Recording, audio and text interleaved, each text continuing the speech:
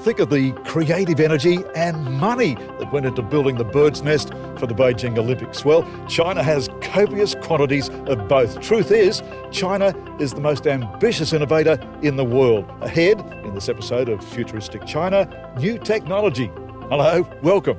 I'm Greg Granger. Technology is spearheading China's transformation from the world's manufacturing hub into the leading global innovation centre. Because after 30 years of uninhibited, unsynchronised growth, China is in the midst of restructuring its economy. What's driving China's emphasis on technology is both national security and future export potential. One China expert who's been observing these developments is former Australian Ambassador Geoff Raby. Where technology sits in terms of China's long-term economic strategy is right in the middle of it. The emphasis is substantial, and President Xi Jinping in the major Congress set out clearly that technology and innovation will drive China into the middle decades of this century. How far China's moved from the days of copycat and counterfeits is quite remarkable. Again, it's something you expect from economies when they become more developed. They develop their own intellectual property and they want to protect it, and then they start to protect others. Also, China's a much wealthier place these days. People want the genuine article and will pay for the genuine article rather than the copycats and counterfeits. In this episode, we'll look at some of China's advances in new tech, from the explosion in the industrial internet, how 3D printing is helping hospital patients needing bone replacements, the advent of facial recognition in banking, transforming waste into new products, and inventing robots to work in medical procedures. New technology ahead in this episode of Futuristic China.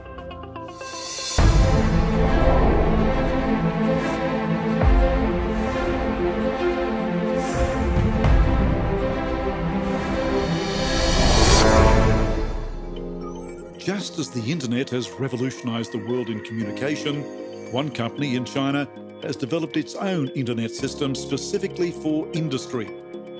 The China Aerospace Science and Industry Group has set up Cashless Cloud to provide a range of services on the web. They've connected major companies across China to provide services that include making products in remote factories in real time from faraway locations.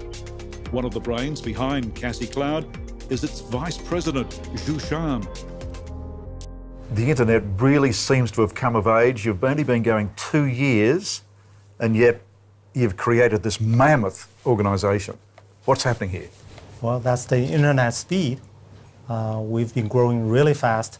Within 2.5 years, we grew from 0 people to 2,000 people.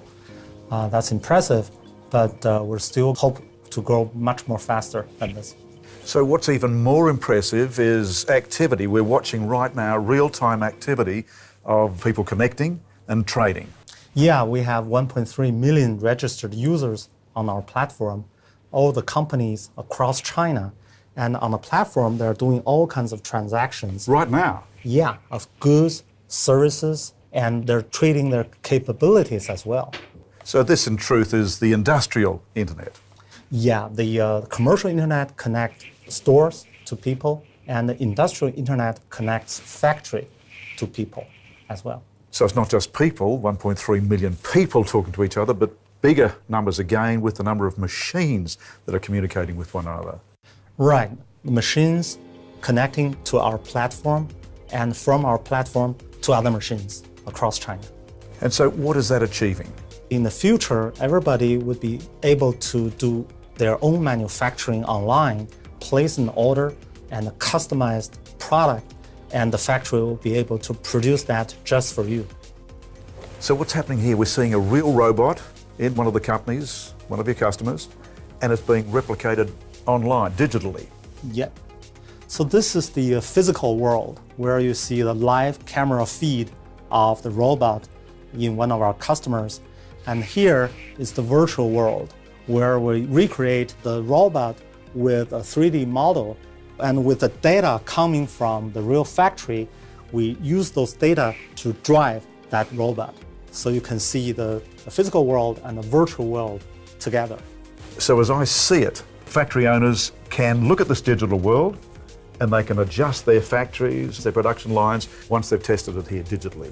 Yeah, exactly. Before they actually build their production line or adjust their production line physically, they can do it virtually with the computer modeling, do all the fine-tuning, optimization, and adjustment, everything else. After that, then you start building the physical product line. That saves a lot of time and a lot of cost. Now again, in real time, we're watching what here? Well, you're watching all our registered users distributed across China. Each blue dot is one registered user or one company, and the light blue ones are the active users, and the yellow dots are the users that are using our platform as of now. It's mind-blowing, and it's the future. Where is this all going? Where are you taking this all? Welcome to the industrial internet age, and in the future, everybody can manufacture their own goods. So that's our vision, and we're doing this under the big umbrella, what we call a cloud manufacturing. That's our vision. Cassie Cloud Chairman Zhu Xinlong emphasized the cultural value of Cassie Cloud. 行内云网的座右铭是，我们是信息互通、能力共享、互惠共利。教育名呢，用中国话来说就是让他挣钱，这就是我们就是那个我们的对用户就是让用户挣钱，对那个员工呢就是让员工成长。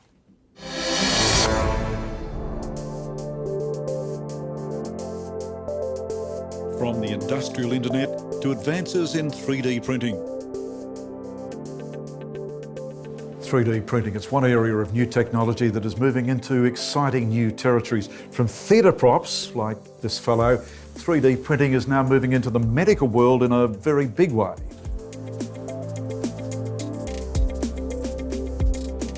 Hospitals are now using 3D printing to create body parts ahead of operations, while bones are actually being used to implant into patients. One of the companies leading the way in 3D technology is Beijing-based Hori. Beijing-based Hori 3D printing is producing printers used in applications, from creating prototypes ahead of manufacture to a range of devices used as movie props. Their production starts with their factory, where new printers are assembled, to their modelling studio, where all manner of creations are printed and painted to add realism. Hori General Manager is Zhang Hongquang. Mr. Zhang, incredible detail that can be achieved in your 3D printers these days. Technology has really moved at an incredible rate, is it not, with 3D printers? 那这个3D 打印机的技术呢，它其实是一个综合的技术，它集成了所有的电子软件、机械，这是把所有的技术集成在一起。那我们现在呢，就是在各个方面，比如说软件都我有独立的开发的团队，电子控制也有独立的开发团队，机械呢，机械结构和外观也是我们独立的团队在设计，所以这些所有的技术结合在一起，就是一个完整的一个3D 打印机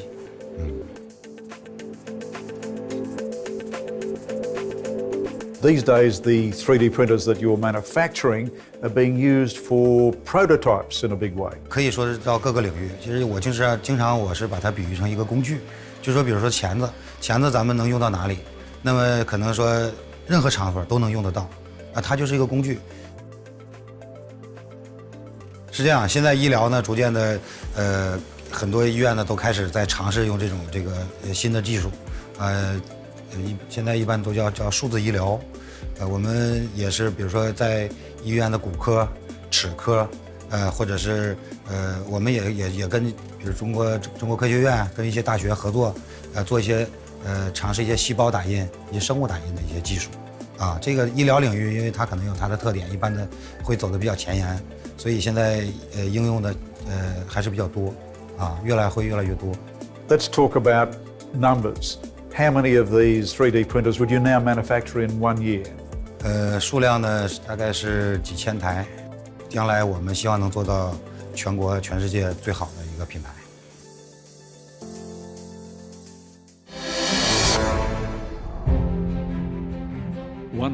Chinese phenomena is the advent of the cashless society. Certainly, cash is now the exception for most transactions in the big cities, with a flash of WeChat on users' mobile phones now the norm. And now cards are being replaced by facial recognition, as I experienced in a major Chinese bank. Welcome to banking of the future. Cards, no longer needed. All you do need is to present yourself. The camera will pick up my face, confirm it is me, and allow this transaction to take place here at the China Merchant Bank, first in China to introduce this new technology. 第一，我们用了非常安全的防护措施，因为有3重的防护。一个的话呢是人脸识别，第2种的话呢是手机号码的验证，第3个是客户密码的校验。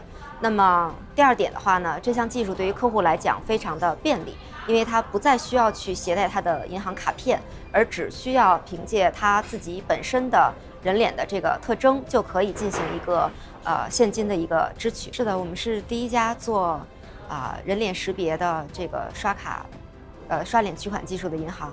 我们最早的话是在2013年开始就首次的研究了人脸识别技术。那么这个中间我们更新了有10版的软件，然后也尝试了4种的最终应用于 ATM 的方案。在2015年10月底的时候，我们的这款技术首先在上海国际金融展上亮相，然后2016年向全国推广。那目前106个城市都已经应用了这个技术。我们相信，刷脸取款技术会在招行的全部 ATM 机器上，包括可能银行的其他同业，也都会有一个持续的一个推广。人脸识别的这个技术会在各个领域可能未来都会有一个比较广泛的应用，但是在银行这边，我们可能对于它的准确性和安全性的要求会更高，所以我们基本上是基于采购了国内顶尖厂商技术的基础上，我们银行又做了再次的技术研发和创新。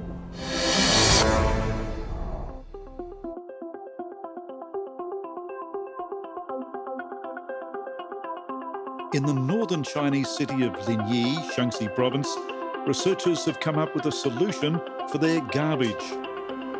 They're turning it into products.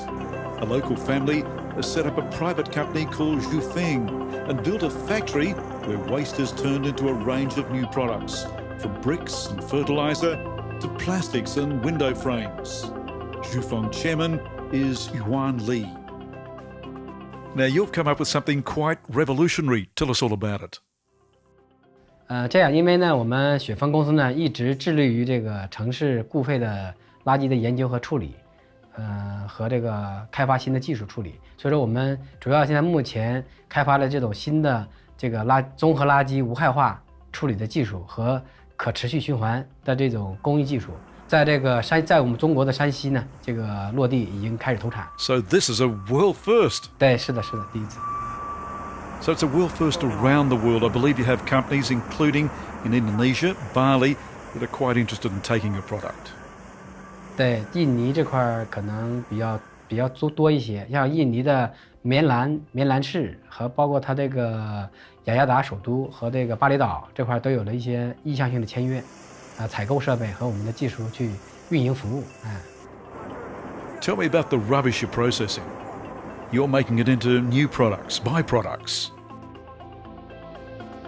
主要核心技术这块使用了这种自动化和智能化这种机械控制 DCS 控制系统，然后和就是说有那个设备机械那个离心学，包括了这个和一些磁血和一些振动啊等一些，就是纯机械型的这种技术组合，就是这些完全综合的组合，然后把垃圾就一次性的分解出来，各自的这个，比如说做成这个废旧塑料啊这个系统一块，然后做成有机土这块，然后还有一部分是比如说建筑垃圾这些玻璃瓦碴这块，然后做成了那个这个人行道的路压砖，还有一些就是我们的八宝粥啊、铁钉啊、酒瓶盖子这种这些灰色金属，也给它都全部收集起来了。首先呢，垃圾呢是进到我们这个工厂呢，首先进行这个生物这个降解和除臭，就把这些有害菌给杀掉，杀灭掉。然后经过在这发酵当中产生了一个这个甲烷气体、废气、二氧化碳和甲烷气体，然后经过收集，进行了那个提纯，这个比如说脱水脱硫之后，然后再进行收集变成沼气进行发电，这是废气一个处理掉。然后我们再经过这个产生，在发酵当中产生大量的有一些渗滤液，渗滤液呢，然后经过回喷，跟这个有益菌进行降解循环使用，不断的就这个循环，这样呢就使这个渗滤液变成了有机水，可以做成这个液态的有机肥。包括我们这个发酵降解当中的有机土和一些，比如说树叶子啊、纸屑啊这些，包括餐厨剩渣这些那个餐厨垃圾的一些有机质，然后进行降解，产生了这个有机土。有机土呢做成了有机肥，就在目前来看，在中国来讲还是非常受欢迎。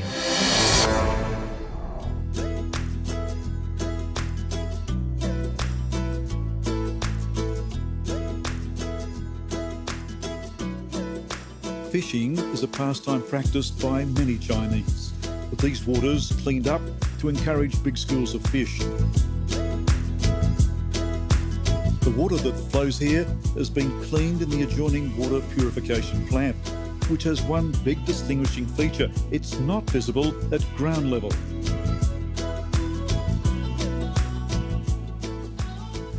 What a peaceful, pleasant park we have here in the Haidian district just northwest of Beijing.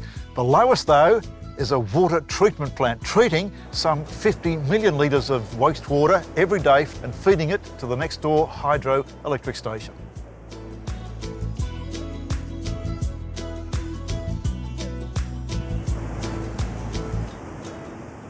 The Beijing underwater plant is the only one of its type in northern China and treats 50 million litres of wastewater every day. Part of the Beijing Enterprises Group, their operating manager is Lin Hao Du.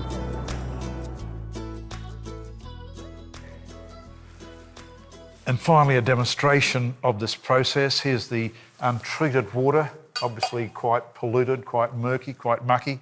And after it's been treated, it comes out looking this crystal clear, all ready for commercial and industrial use in this district.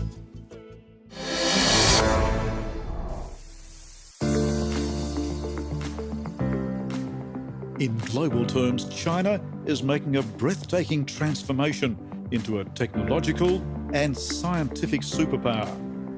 This is the conclusion of the US National Science Foundation and National Science Board in their just released biennial science and engineering indicators. All the more remarkable because a quarter of a century ago, China's economy was tiny and its high-tech sector barely existed. The much-respected indicators report confirms a number of major developments in China. R&D spending worldwide every year is almost $2 trillion US. China accounts for more than a fifth of that. China's technical workforce has expanded dramatically. The annual number of graduates for science and engineers' bachelor's degrees has quadrupled in 15 years to 1.65 million, more than double the graduates in the US. And there's been an explosion of technical papers by Chinese teams, with more engineering papers from China than any other country. Not only has China technology expanded, it's become more ambitious, venturing into demanding areas like supercomputers and smaller jetliners. What we're witnessing is a global race for knowledge, with China hitching its economic wagon to advanced technologies like artificial intelligence, telecommunications, and computers.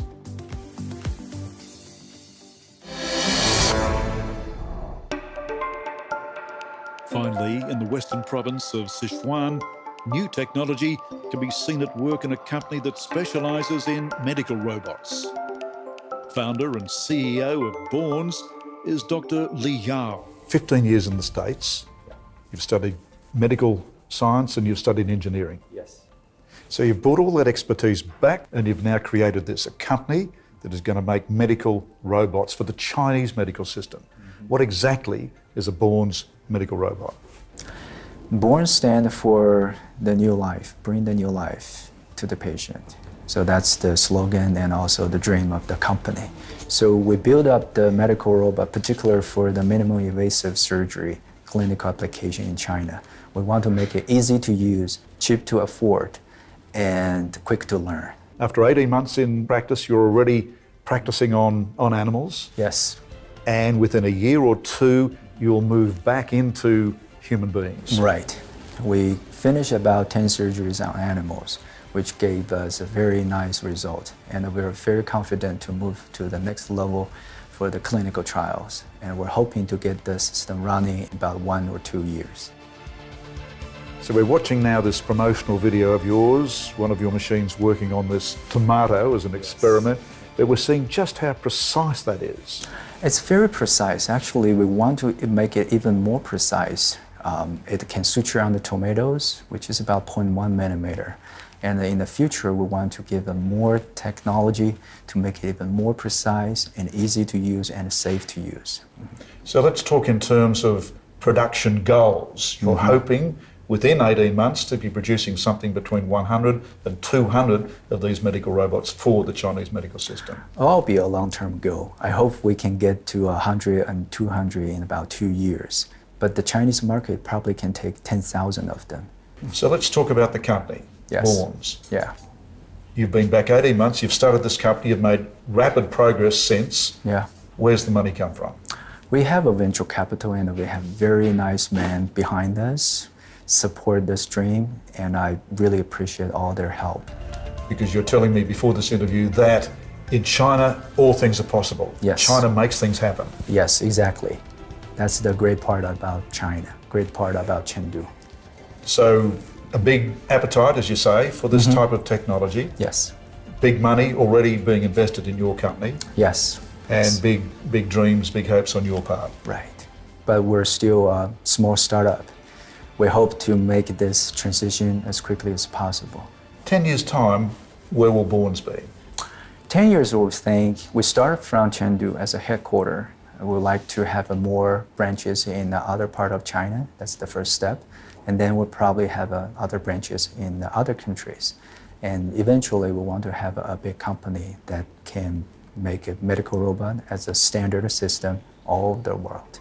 Okay, that's a very aspirational goal. Yeah. Starting relatively small here Yes. in Chengdu, Yeah. wanting to export, wanting to have your products all over the world.